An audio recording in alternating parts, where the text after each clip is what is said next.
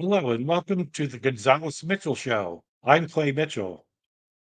And I'm Patrick Gonzales. And Patrick, I've been off for a few days. Lori and I went down to Virginia Beach and I came back and I had thoughts of, with the vice presidential debate tonight, and we're going to broadcast something with that after the debate. I had some witty things to say, at the offset, but the flooding and the disaster that's gone on from Hurricane Helene. I just have to say, I feel sorry for those people. My thoughts and prayers go out to them. The first responders are out there doing their thing. The linemen are out there getting the electrical lines back into gear. And I haven't personally seen something like that inland since Hurricane Agnes way a long time ago. Um, I just wanted to put that out there. I really I hope hear you, brother. folks go online and donate to the charity of their choice to try and help those Americans that are in just such dire straits right now. It's something I didn't think I'd see for a long, Absolutely. long time, especially that far inland. So No, I thoughts hear and you. prayers go out to them. That is what America's all about, and helping our fellow citizens. So I absolutely. The funny thing is, I've been a little off my whole life, so I come into every show that way. But one of my earliest remembrances, Clay Mitchell, I was 4 years old. It was 1961. I've never gone back and researched what. There was this horrific storm, hurricane, whatever, in Norfolk, Virginia, where I was born.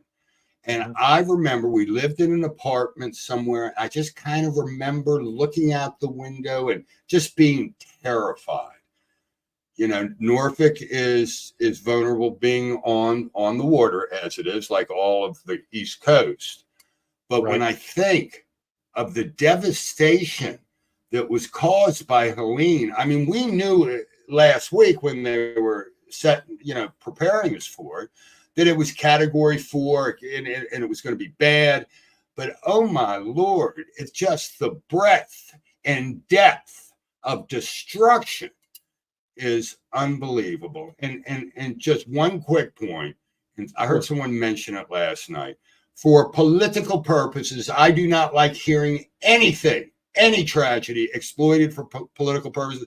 But the one thing that I haven't heard a great deal about is how the existential climate threat is responsible, and I appreciate that. So let's deal with the tragedy as it is, as God has given us since the days of Noah and the ark, and let's just all come together. As soon as I saw the flooding and all that, it reminded me of Hurricane Agnes. I guess it was like 1971 or two. I Yeah, remember in the summer. late 69, 77. Yeah, somewhere around there, I think. I remember my parents were at Mako, and I was my grandparents were watching my brother Chris and I. Gosh, we're like 10, 12 years old, something like that, and just the wind and the rain and all of that. They released all that water out of the Conowingo Dam. And Patrick, I think that was the event where the Chesapeake Bay was never the same. The sludge and everything came out and just destroyed the bay.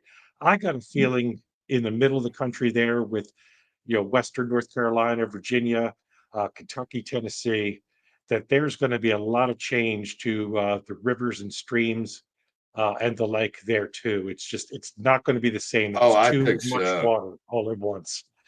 I So mean, I know nothing about geology or whatever. Science was not my strength in college. But when I heard what it had done to Asheville, I thought, oh my Lord. I had a friend visited about 4 or 5 years ago. He's since passed, but he lived in Asheville. He had a landscaping business, and he had this funky little property. I don't know if it was 10 acres, but you drove in, and it was like a house trailer, but it was a house, but it had to look at it, sat up a little on a hill. It was just, right. and I think, oh my God, because the terrain there was kind of funky. And if that flooding came, Lord, I hope his family is, doing okay. So I do too. gosh, and I leave, excuse me, I leave for 4 or 5 days, come back, and wow, the Middle East exploded. Um, Oh, my I've Lord. been watching the news. I don't know what's going to happen next. I saw, Iran launched those missiles. Most of them were struck down, and I try to read the tea leaves as to what's going to happen next. I remember 4 or 5 months ago, the president, when asked about Iran getting into this, he just said the word "don't." I don't know what that means right now, but it's another one of those situations where you hold your breath and hope for the best. Uh, the uh, the Yeah, tragedy there is a lot of yeah, people are getting killed too, and I know wars are fought to be won. There's got to be a way to bring this to some sort of conclusion. I don't know if there is or not. Sometimes wars are necessary to accomplish an end. Maybe this is the war. I don't know, but wow. I don't know. When I saw the But pictures we lose today, Clay. We live in an age that loses context. We forget so quickly. It's like all the hand wringing that goes on going back now, looking back on World War II, and ultimately to end the war, and quite frankly, to save lives, we dropped the atomic bomb on Hiroshima and Nagasaki. And people said, oh, how could we do that? Well, let's first go back to the beginning. On December 7th, 1941, Japan, unprovoked, attacked this country. Okay, right? that's when it started. It was not an isolated incident of imperialist bad America. No, they started that. Just as like the 1,300 Jews that were murdered October 7th, 1 year ago. Israel didn't start it, they did.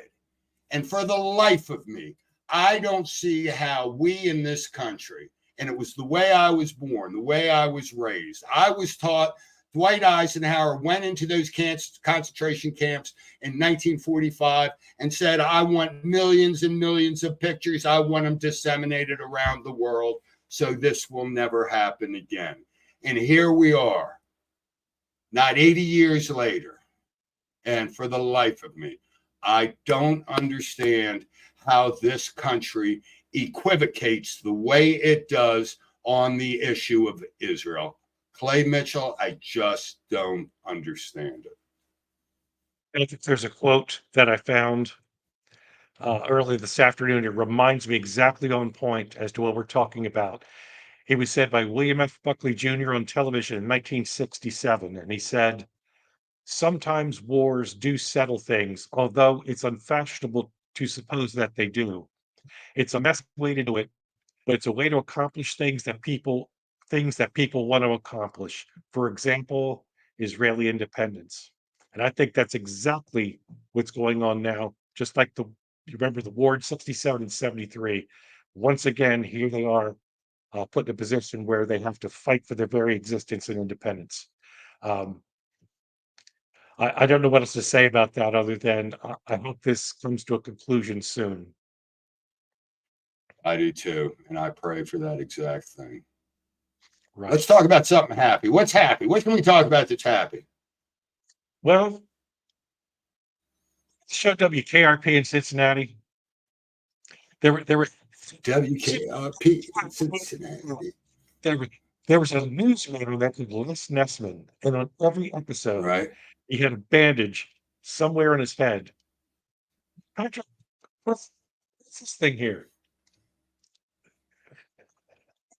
Well, I love WKRP in Cincinnati, but that's not really the reason. I'm not paying homage to Les or Lonnie Anderson. Now that was a fox, Yes, or yes. anyone else. I, being the cheap, I, being the cheap bastard that I am, saw something on Amazon where currently I'm paying $5 a refill for my razors that don't cut me. And I saw this old fashioned razor where you have these really sharp blades. And speaking of Safety Pearl razor, a Harbor, they're safety Japanese. razor. Safety Yes, the razor. Japanese blades. And I was thinking, geez, that would be wonderful. $1.50 a shave. And I haven't used one of those in about 50 years. So it's one of those where you put the blade in and you tighten it and it's flat and and you got both sides. So I'm going at it, but I'm not really familiar. I haven't done it in so long. The thing kind of came loose.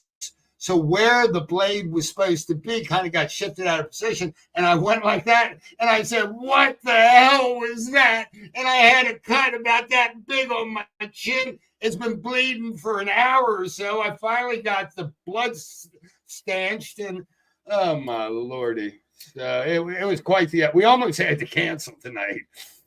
I used a straight razor or a safety razor for a little while, but I had this thing called a styptic pencil. I still have one, and you know, I wish one I of those. had it about an hour ago. It stops the No, hemorrhaging. no, It I really was does. And No, I took remember, a guys, needle and thread out. I put a couple of stitches in with my. I had some old thread and needle. I hope the needle was a little rusty, so I hope I'm all right. But if you're going to go out and get get a Wilkinson because it doesn't just doesn't shave you. It makes you smooth. It makes you Wilkinson smooth. tell me, baby, that was that 70s. I haven't been Yeah, Wilkinson smooth since about the 70s, right? and, and get you some eczema and it'll cream you. You know what I mean? Remember that, Oh, Amy? baby, you know what? As soon as she walked in the joint, I knew he was a man of distinction, real good looking. Oh, Hey, it baby, was I'm flashing back. It's not like flashing back. Farrah Fawcett and Joe Namath. Remember? Yes. Oh, that's Cream exactly who it was. That is exactly Broadway Joe and Farrah Foxy Fawcett. Farrah. Oh my Yeah, God. the That cream you with the eczema. Maxime. You want to hear a little bit of trivia? Speaking of Farrah, remember the song by Gladys Knight and the Pips? Oh, going home on the midnight train to Georgia. Remember that? Yeah, I can't remember the words, but the song Midnight, it was inspired. The dude that wrote the song for Gladys Knight, it was inspired by the relationship, the romance between Farrah Fawcett and Lee Majors back in the day before Lee was already famous from the Big Valley, but before I think $6 Million Man and all. And I think he sort of took some of the details, and it wasn't really Georgia, wherever they were hooking up, but he made it. But that song, Midnight Train to Georgia, is a little bit of homage paid to Lee Majors and Farrah Fawcett. Wow, that's trivia I never heard before. So Farrah Fawcett, the poster that I had a song written Uh, about her. Oh, did you have the poster? I Everybody did did. not have the poster. When I started hanging Playboy posters up on my bedroom wall in about 1970 when I was Um, 13, and my mother finally made me take them down when I was 20. oh my, come on. Well, Patrick, So, you know, we have a vice presidential debate tonight, yes, and we do. I know we're going to come on afterwards and give our impressions, our thoughts on that. Uh, going into it, I think the events of the past few days has certainly changed the chemistry of what they're going to talk about. Because I think it was just going to be another one of those debates with the talking points and the whole 9 yards. But with this flood and what's going on in the Middle East, I think the whole dynamic of it has changed. And I'm curious to see how both candidates address those problems. We'll see. Oh, me too. And yeah, and the funny thing about this year is I lost interest in debates, whether it was presidential debates or vice presidential debates, um, a long time ago. I mean, a long time ago. I remember watching the one remember watching vividly was the Perot Bush Clinton Yeah. uh, debate in '92. But I don't remember watching anything in a 0-0, or I don't know if there was anything with that Ding Dong Kerry and Bush in '04. I Mhm. don't really remember watching a whole lot with Obama and McCain in 08, 12. Oh my God, don't even bring that up. So but this year I watched the Biden-Trump debate from stem to stern. I watched the Kamala Harris, Donald Trump debate from beginning to end with you, and we did a show right after. And I am waiting with great anticipation tonight. I really am. It's with this election, everything's must see TV, um, and It's hopefully it'll be kind of more like entertaining. Go ahead. it's kind of like our podcast. It's must see. I didn't mean to It's interrupt. I'm must see. sorry. It absolutely Right. is, and hopefully it'll be more entertaining than that Baltimore Orioles baseball game I just saw. Oh, I forgot. Did they lose? Did they lose? yeah, yeah, 1-0. Yeah, they Oh, sure did. bummer. But hey, there's 2 more games to go. Go Birds, go O's, Go birds. and Go I, birds. I I got faith in him, man. We're gonna do it. World Series. We're gonna do it. It's been too Yes, long. we are. Yes. Yes, we are. We're going to positive think our way right to the World Series. That's right. Well, we'll be back on another podcast after the vice presidential debate later this evening. But for now, Patrick, I think it's time to say goodbye, Patrick. Goodbye, Patrick, and happy 100th birthday to the 39th president of this God glorious country, James Earl Carter, Naval Academy grad. Happy 100th, sir. Happy 100th birthday, President Carter, and we'll see you all later on this evening. Thanks, Patrick. Goodbye, Patrick.